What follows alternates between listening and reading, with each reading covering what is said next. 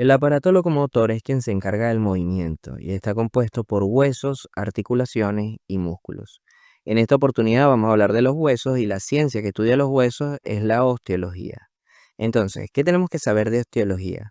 Primero el esqueleto, después los tipos de huesos, luego la constitución de los huesos y finalmente los accidentes óseos.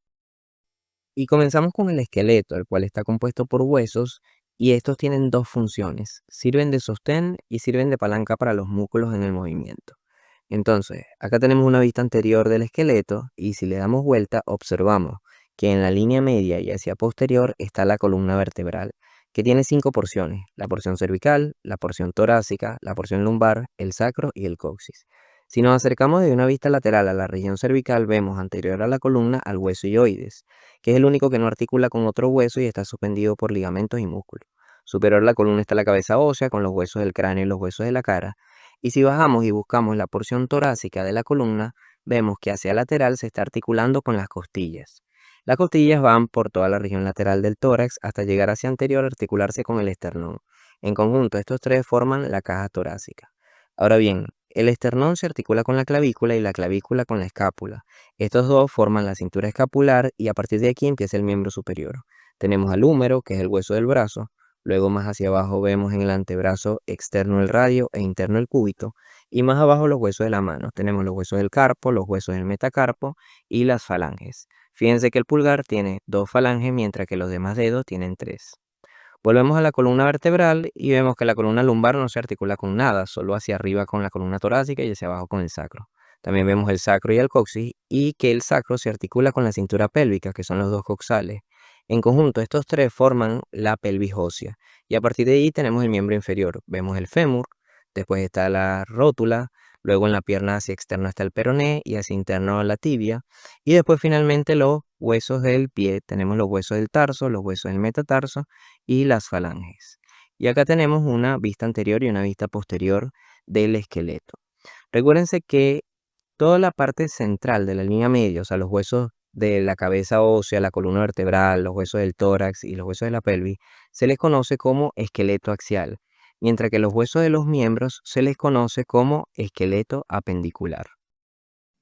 Ahora continuamos con los tipos de huesos y para clasificarlos utilizamos 3 dimensiones, que son la longitud, el ancho y el espesor.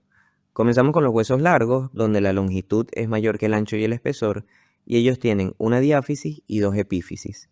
Acá tenemos de ejemplo el húmero, y si se fijan, él tiene una epífisis proximal o extremidad superior, una epífisis distal o extremidad inferior, y en el medio una diáfisis o cuerpo. Luego tenemos los huesos planos, donde la longitud y el ancho predominan sobre el espesor, y ellos se describen por caras, bordes y ángulos. Acá tenemos de ejemplo la escápula, que tiene 2 caras, una cara anterior y una cara posterior. En este caso, como es una vista anterior, observamos la cara anterior, pero no vemos la cara posterior. Luego tiene 3 bordes, un borde interno, un borde externo y un borde superior, y además tiene 3 ángulos, un ángulo superior, un ángulo inferior y un ángulo externo. En este caso, como la escápula tiene forma triangular, va a tener 3 bordes y 3 ángulos, pero por ejemplo pueden haber huesos planos que tienen forma cuadrilátera, entonces van a tener 4 bordes y 4 ángulos, pero de esa manera se describe. Lo que sí es que siempre van a tener 2 caras, que puede ser anterior y posterior, o interna, externa, o superior, inferior, lo que sea, pero siempre van a tener 2 caras porque son huesos planos. Fíjense que sobre todo en estos dos es muy importante conocer su morfología porque eso te habla sobre la función que cumple cada uno. Por ejemplo, los huesos largos predominan en el esqueleto apendicular, porque ellos sirven de palanca para los músculos para que se realicen los movimientos en el miembro superior y en el miembro inferior. Mientras que los huesos planos predominan en el esqueleto axial, porque van a ayudar a la protección de las vísceras que están dentro del esqueleto axial. O sea, como por ejemplo los huesos del cráneo, que son planos para proteger las estructuras que están dentro de la cavidad craneal, la estructura del sistema nervioso. La misma escápula ayuda a proteger la cavidad torácica. Los huesos coxales también, que ayudan a proteger la pelvis, etc. Luego tenemos los huesos cortos, donde la longitud, el ancho y el espesor son similares y por eso da una impresión que tienen forma de cubo. Entonces el ejemplo más clásico son los huesos del carpo, que son huesos que se encuentran en la mano. Fíjense, son 8 huesos y vean la formita que tienen. Y finalmente están los huesos irregulares, donde sus dimensiones son inespecíficas, ¿ok? Como por ejemplo acá el efenoides, que es uno de los huesos impares del cráneo, que más bien tiene forma como de mariposa, o sea, no se puede, por la morfología que tiene, no se puede clasificar en una de estos tipos. Ahora hablamos de su constitución y tenemos que saber que los huesos están constituidos por hueso compacto, hueso esponjoso y cavidad medular. Acá vemos un dibujo esquemático del hueso fémur y observen que en la periferia tiene una lámina rígida que se denomina hueso compacto, mientras que si nos vamos hacia el interior del hueso, observamos tejido óseo que está perforado. Eso se llama hueso esponjoso. También en la diáfisis, sobre todo en los huesos largos, vamos a encontrar la cavidad medular. En esta cavidad medular se encuentra la médula ósea, la cual es encargada de producir las células sanguíneas. Finalmente, hablemos un poco de accidentes óseos. Fíjense que en la superficie de los huesos podemos encontrar eminencias, cavidades o aberturas.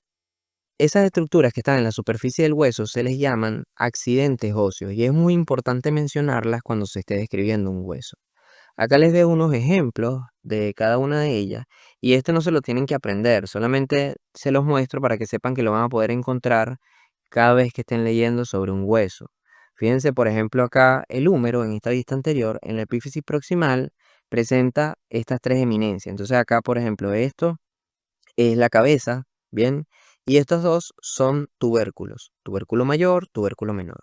Entre el tubérculo mayor y el tubérculo menor hay un surco. Aquí vemos entre las cavidades está el surco. Ese surco se llama surco intertubercular.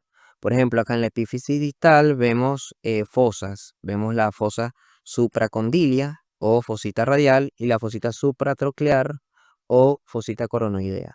Eso con respecto al húmero. Ahora, acá tenemos una vista superior de la cavidad craneal, o sea, un corte transversal del cráneo visto desde arriba. Bien.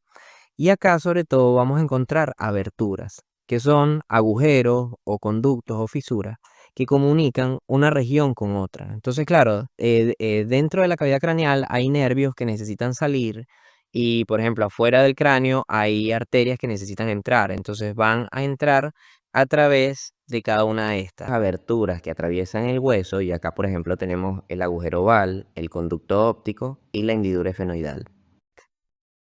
Y aquí viene la gran pregunta. ¿Cómo describir un hueso?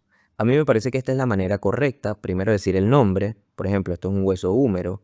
Luego saber ubicarlo en posición anatómica. Y para eso vamos a utilizar los accidentes óseos que el hueso presente que nos puedan orientar para saber qué es superior, qué es inferior, qué es anterior, qué es posterior. Y en el caso de los huesos impares, es decir, que hay uno solo en el cuerpo, como por ejemplo el esternón, que es uno solo y está en la línea media, hay que saber decir cuál es su lado derecho y cuál es su lado izquierdo. Pero en el caso de los huesos pares, es decir, que hay dos en el cuerpo, como por ejemplo el húmero, que tenemos uno en el brazo derecho y otro en el brazo izquierdo. En estos huesos tenemos que saber mencionar qué es interno, qué es externo y con eso poder argumentar si ese hueso es derecho o es izquierdo. Bien. Por ejemplo, vamos acá con el húmero. Sabemos que la cabeza del húmero está hacia superior y se orienta hacia interno, porque se articula con la cavidad glenoidea de la escápula. Además, acá en la epífisis distal observamos el cóndilo, que solamente se ve desde anterior, y no observamos la fosa olecraniana, que solamente se ve desde posterior. Entonces, tomando en cuenta todo eso, podemos decir que esto es superior, esto es inferior, esto es interno, esto es externo.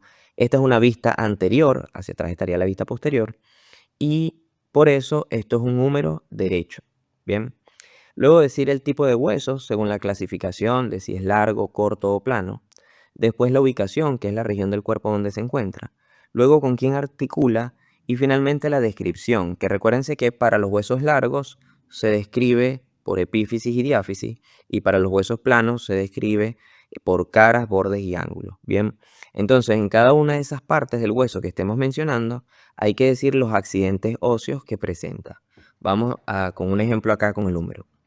Esto es un hueso húmero, derecho, es un hueso largo, se encuentra en el miembro superior, específicamente en el brazo. Articula hacia arriba con la cavidad glenoidea de la escápula y hacia abajo con el radio y con el cúbito. Y va a presentar, como es un hueso largo, dos epífisis y una diáfisis. En la epífisis proximal o extremidad superior encontramos la cabeza el cuello anatómico, el cuello quirúrgico, luego acá dos tubérculos que son el tubérculo mayor, el tubérculo menor y en el medio el surco intertubercular. Después en la diáfisis vemos que tiene tres caras, una cara anteroexterna, donde está la tuberosidad deltoidea, una cara anterointerna, donde se prolonga el surco intertubercular, y una cara posterior que no la vemos por donde pasa el surco para el nervio radial o canal de torsión. Luego en la epífisis distal vemos que tiene dos superficies articulares, una más externa que es el cóndilo para el radio y una más interna que es la tróclea para el cúbito. Superior a esas dos superficies articulares encontramos eminencias. Una eminencia arriba del cóndilo que es el epicóndilo y una eminencia arriba de la tróclea que es la epitróclea. Y además en esta epífisis distal hay tres fosas, dos anteriores y una posterior. En las anteriores, arriba del cóndilo, vemos la fosita supracondilia o fosita radial y arriba de la tróclea vemos la fosita supratroclear o fosita coronoidea. Además, en la parte posterior, que no lo vemos acá, se encuentra la fosa olecraniana. Así habremos descrito correctamente el hueso.